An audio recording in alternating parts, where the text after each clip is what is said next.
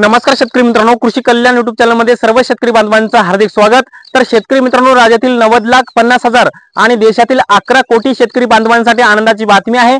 कारण की मित्रांनो, पीएम किसान सन्मान निधी योजनेच्या निधीमध्ये वाढ होणार आहे। तर मित्रांनो, आपण या व्हिडिओच्या माध्यमातून पीएम किसान योजनेच्या निधीमध्ये किती रुपयांनी वाढ होणार आहे, याचबरोबर कधीपासून होणार आहे, कोणते शेतकरी याच्यामध्ये पात्र होणार आहेत, याचबरोबर कोणते शेतकरी याच्यामध्ये अपात्र होणार आहेत, राज्यातील किती लाख शेतकरी याच्यामध्ये पात्र होणार आहेत, याच्यासाठी शेतकऱ्यांना कोणती कामं करायची याच्या संदर्भात संपूर्ण डिटेल मध्ये अपडेट आपण या व्हिडिओच्या माध्यमातून जाणून घेण्याचा प्रयत्न करणार आहोत। तर नमस्कार, मी ज्ञानेश्वर सवणकर स्वागत करतो कृषी कल्याण युट्यूब चॅनलमध्ये।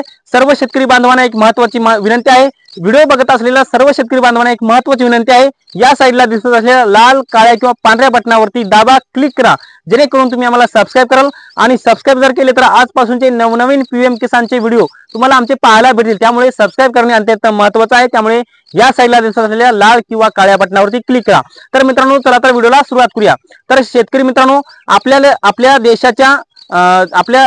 देशाच्या केंद्रीय अर्थमंत्री निर्मला सीतारामन यांच्या माध्यमातून आता देशाचं अर्थसंकल्पीय बजेट मांडण्यात येणार आहे आणि अर्थसंकल्पीय बजेटमध्ये पीएम किसानच्या निधीमध्ये वाढ होणार आहे। तर मित्रांनो, शेतकऱ्यांकडून मागणी होत आहे की पीएम किसानच्या निधीमध्ये 12 ते 15 हजार रुपयापर्यंत वाढ करावी। कारण की मित्रांनो, ही पीएम किसानची योजना 2019 ला चालू करण्यात आलेली होती आणि 2019 पासून ते आता 2024 आहे, म्हणजे पीएम किसानची योजना चालू होऊन आता 5 ते 6 वर्षे पूर्ण झालेली आहेत। आणि त्या दिवसापासून शेतकऱ्यांच्या उत्पादन खर्चामध्ये वाढ झालेली आहे। शेतकऱ्यांचा उत्पादन खर्च शेतीचा वाढलेला आहे, परंतु पीएम किसानच्या निधीमध्ये मात्र वाढ झालेली नाही। त्यामुळे पीएम किसानच्या निधीमध्ये वाढ करावी अशा पद्धतीची शेतकऱ्यांकडून मागणी होत आहे। त्यामुळे 12 ते 15 हजार रुपये शेतकऱ्यांच्या पीएम किसानच्या निधीमध्ये 6,000 रुपयावरून 12 ते 15 हजार रुपये करावी अशी मागणी शेतकऱ्यांकडून होत आहे। याचबरोबर केंद्र सरकारचे विश्लेषक जे असतात त्यांच्या माध्यमातून सुद्धा मागणी होत आहे। 2 वर्षापूर्वी केंद्र सरकारच्या विश्लेषकांच्या माध्यमातून पीएम किसानच्या निधीमध्ये वाढ करावी अशी मागणी केली होती, परंतु त्यावेळेस पीएम किसानच्या निधीमध्ये विश्लेषकांच्या माध्यमातून असं सांगण्यात आलेलं होतं की शेतकऱ्यांना वार्षिक 6,000 रुपये पुरत नाहीयेत, शेतकऱ्यांचा उत्पादन खर्च वाढलेला आहे। त्यामुळे शासनाच्या विश्लेषकांच्या माध्यमातून असं सांगण्यात आलेलं की 6,000 पासून ते 9,000 वर पीएम किसानची योजना न्यावी, परंतु त्यावेळी सुद्धा केंद्र सरकारच्या माध्यमातून पीएम किसानच्या निधीमध्ये वाढ केली नाही। परंतु अखेर आता नवीन सरकार आलं, पुन्हा मोदी सरकार सत्तेवर आलं आणि आता देशाचं अर्थसंकल्प जाहीर होणार आहे आणि केंद्रीय अर्थमंत्री निर्मला सीतारामन यांच्या माध्यमातून देशाचं बजेट पुढील 1 वर्षाचं बजेट मांडण्यात येणार आहे। आणि या बजेटमध्ये अशी माहिती देण्यात आली की पीएम किसान निधीमध्ये पीएम किसान योजनेच्या निधीमध्ये वाढ होणार आहे। सध्या केंद्र सरकारच्या माध्यमातून शेतकऱ्यांना पीएम किसानचे वार्षिक 3 हप्त्यामध्ये 6,000 रुपये भेटतात आणि त्या 6,000 रुपयावरून 12 ते 15 हजार रुपये करण्याची मागणी शेतकऱ्यांची आहे। आणि शासनाच्या विश्लेषकाच्या माध्यमातून असं सांगण्यात येते की जवळपास ह्या पीएम किसानच्या निधीमध्ये 3,000 रुपयांनी वाढ करावी, परंतु 9,000 करावी। परंतु आता जे काही केंद्रीय समिती असते, पीएम किसानची समिती असते, यांच्या माध्यमातून एक महत्त्वाचं अपडेट आलेलं आहे। कारण की 100% पीएम किसानच्या निधीमध्ये 6,000 रुपयावरून 8,000 रुपये होऊ शकतात, म्हणजे 2,000 रुपये वाढू शकतात।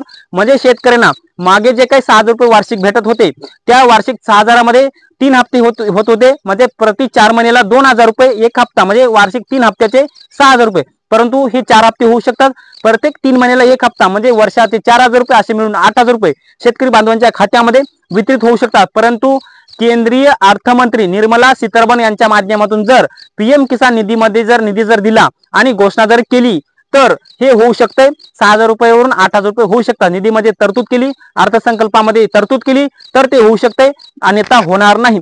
परंतु मित्रांनो, देशाचं अर्थसंकल्पीय बजेटमध्ये याची घोषणा लवकरच होणार आहे। संपूर्ण शेतकऱ्यांचं, संपूर्ण देशाचं याकडे लक्ष लागलेलं आहे। देशातील 11 कोटी शेतकरी, राज्यातील 90,50,000 शेतकरी, या शेतकऱ्यांचं लक्ष लागलेलं आहे।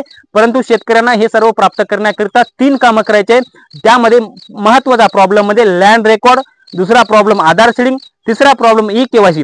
तिन्ही जर तुमचं जर यश असतील तर तुम्हाला कुठेही जायची गरज नाही। तुम्हाला सुद्धा पीएम किसानच्या निधीमध्ये जर वाढ झाली तर ते तुम्हाला भेटू शकतात, परंतु त्याच्यापैकी एक जरी तुमचं स्टेटस नो असेल तर ते तुम्हाला भेटणार आहे। ते जर चेक करायचं असेल तर लवकरात लवकर pmkisan.government.in या साईडला भेट द्या, या संकेतस्थळाला भेट द्या।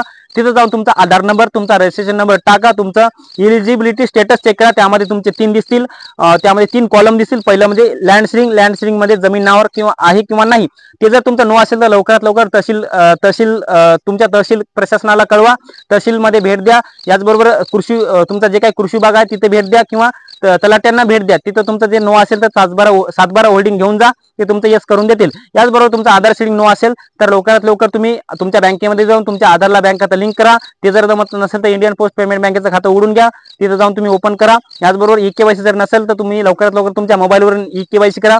ते जर जमत नसेल तर ऑनलाईनवर जाऊन तुमचा आधार नंबर सांगून तुमच्या अंगठ्यावरून ई-केवायसी करू शकता. हे 3 कामं करायची होती. तर मित्रांनो, आपण पीएम किसानच्या एक महत्त्वाचं असं अपडेट जाणून घेण्याचा प्रयत्न केलेला आहे. हे अपडेट तुम्हाला कसं वाटलं कमेंट बॉक्समध्ये नक्की कळवा. आणि आमच्या युट्यूब चॅनल कृषी कल्याण युट्यूब चॅनलवर जर नवीन असाल चॅनलला नक्की सबस्क्राईब करा. हा व्हिडिओ जर आवडला असेल तर एक लाईक करा. प्रत्येक शेतकरी बांधवांपर्यंत महत्त्वाची माहिती शेअर करा. तर मित्रांनो, तुर्तास इथेच थांबतो. तोपर्यंत आपल्या सर्वांचे मनापासून धन्यवाद.